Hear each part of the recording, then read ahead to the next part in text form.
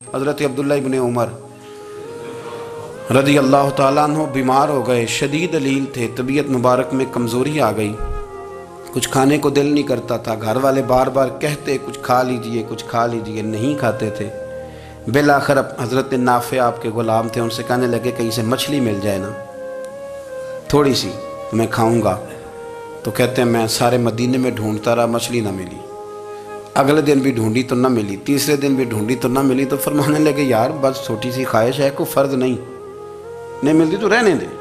कहते हैं चौथे दिन मछली मिल गई, मैं 1.5 दिनार की मछली लाया। ला के हज़रत अब्दुल्ला इब्न उमर रज़ी अल्लाह ताला अन्हु के सामने जो मछली रखी तो आपने लुकमा रोटी का तोड़ा था, मछली को लगाने लगे कि दरवाजे पे फ़कीर ने आके आवाज़ दी कुछ खाने को दो। तो हज़रत अब्दुल्ला इब्न उमर ने रोक लिया और हंसे। कई दफ़ा दे हम भी देते हैं पर हमारा चेहरा देखने वाला होता है, इतने हम गुस्से में होते हैं, दे देते हैं, लेकिन जो सिलवटें होती हैं ना चेहरे वाली वो गिनी नहीं जाती। हंसे पर मैं देखो मेरा अल्लाह कितना करीम है, वो मुझे बचाना चाहता, उठा बार दिया जाके।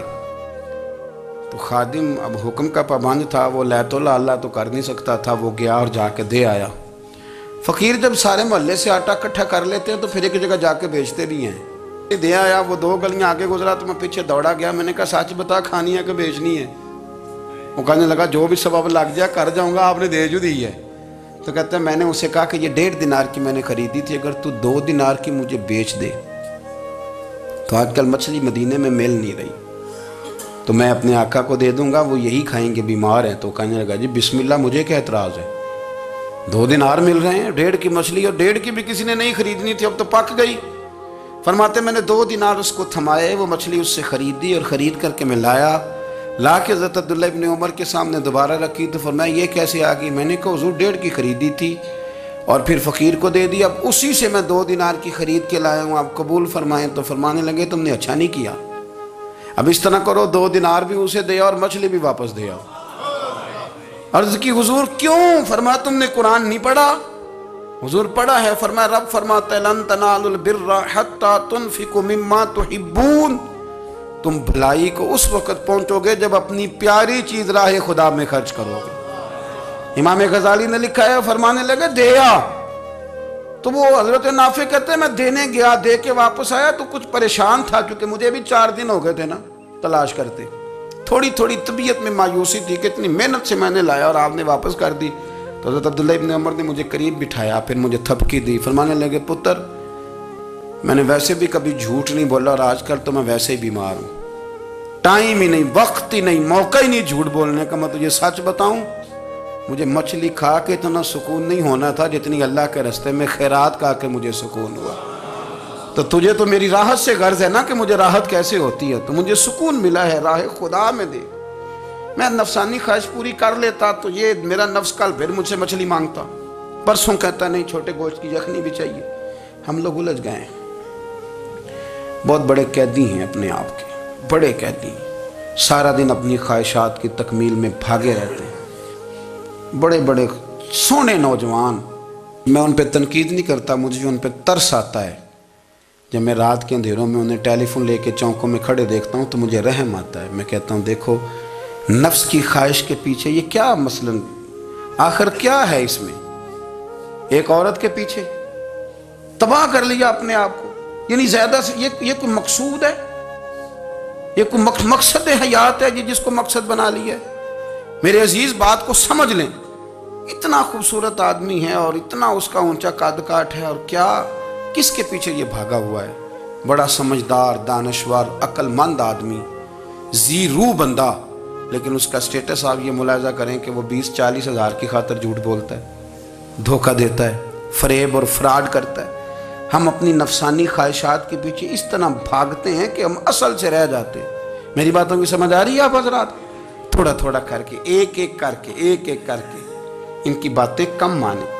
वो ज़रूरी तो नहीं ना कि सवेरे नाश्ता बाजार से अपनी मर्जी का तगड़ा किया, बाजार से ला के पूड़ियाँ चने बेहतरीन खाए, और पूड़ियाँ चने अभी खाए नहीं, शापर में डाले हुए हैं, और वो लेके अभी आ रहा है तो साथ ही रास्ते से गोश्त भी छोटा अच्छा लगा तो 2 किलो वो भी ले आए कि पूड़ियाँ चने खाऊंगा और दोपहर के लिए गोश्त पकाऊंगा। ओ पहले ये तो खा ले साहब, इससे तो निजात पा ले। ये पता नहीं हजम होता है कि कुछ और करता है तेरे साथ, लेकिन वो गोश्त भी साथ ले आया। यानी टेबल पर, नाश्ते के टेबल पर बैठ के फैसला हो रहा होता है कि हमने क्या खाना है, हमने किधर जाना है। संगियो याद रखो, बातों को समझो और गौर करो। ये थोड़ा थोड़ा करके जब हम छुटकारा हासिल करने की कोशिश करेंगे ना, छुटकारा हासिल करने की, कई जगह से, किसी जगह से अगर आपको तंबी होती है ना, तंबी, उसमें भी बड़ा मज़ा आता है। उसमें भी बड़ा, हमारे एक बुजुर्ग थे, तो एक दिन ना मैं गया तो कहने लगे अल्हम्दुलिल्लाह आज मैं बड़े सुकून में हूँ। मैंने कहा जी वो क्या हुआ? कहने लगे मैं अपने आप को बड़ा पीर साहब समझने लग गया था। तो एक वापडा के किसी आदमी से काम था, तो मेरे एक दोस्त ने मुझे कहा कि पीर साहब उसको टेलीफोन कर दें, सुना है आपका अकीदतमंद है। मैंने उस बंदे को टेलीफोन किया तो कहता पीर साहब मैं इज़्ज़त आपकी बड़ी करता हूँ पर यह काम नहीं हो सकता। कहते जब उसने मुझे कहा ना तो कुछ भी नहीं, तो मुझे बड़ा मज़ा आया, वरना मेरा तो नफ्स फूल गया था। मैं तो समझता था कि जो मैं कहता हूँ वैसे ही हो जाता है। कहते उसने थोड़ा सा ना मुझे लेवल में किया है, मुझे मज़ा आया। ये लोग ना अपने ऊपर बोझ डालते थे, ये थोड़ा थोड़ा पीछे हटते थे, ये समझते थे कि इस तरह तो हमारी तकमील रह जाएगी। सुबह से शाम तक अगर इसी नफ्स की बातें मानते जाएंगे तो खराबी करेगा। दौलत का नशा है भाई, दौलत इकट्ठी करने वाला किसी जगह सैर नहीं होता। हुस्न का नशा है, हुस्न का नशा है। हज़रत अबू बकर शिबली रहमतुल्लाह अलैह फरमाया करते थे जो तेरी बेटी को खूबसूरत समझ के उसके साथ निकाह करना चाहे उसे बेटी ना देना। हजरत जी क्यों? फरमाया हुस्न तो थोड़े दिन के बाद खत्म हो जाएगा, फिर वो इसकी कदर नहीं करेगा, वो तो कहीं और मुंह मारता फिरेगा। हज़रत अबू बकर शिबली रहमतुल्लाह ताला अलैह की बेटी खूबसूरत थी। एक नौजवान कहने लगा मेरा निकाह कर दें। आप फरमाने लगे पुत्र तो 1 महीने के बाद आना, कर दूंगा। बड़ी मोटी ताज़ी खूबसूरत साहिबजादी। तो हजरत ने उसे दवाई खिलाई, उसे पखाने लग गए। जो पखाना करती एक मटके में संभाल देते। थोड़ा वक्त गुजरा तो वो हड्डियों का पिंजर बन गई। महीने भर में दस्त इतने आए कि कमज़ोर हो गई। तो अबू बकर शिबली 1 महीने के बाद नौजवान को बुलाया, फरमाया इधर आ तेरा निकाह करूँ। बच्ची दिखाई तो वो कमज़ोर बिस्तर पे पड़ी। फरमाया शादी कर। कहने लगा इससे नहीं मैंने करनी। फरमाया ये वही है? कहने लगा जी नहीं। फरमाया तू तो कहता था मुझे इश्क है, किधर गया तेरा इश्क?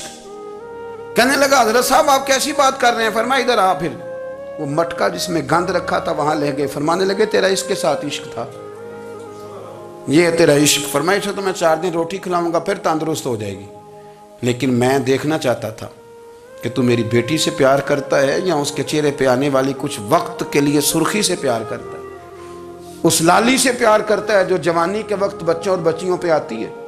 किस चीज के दिल दादा? यानी क्या मतलब? नफ्स की गुलामी, सरासर गुलामी।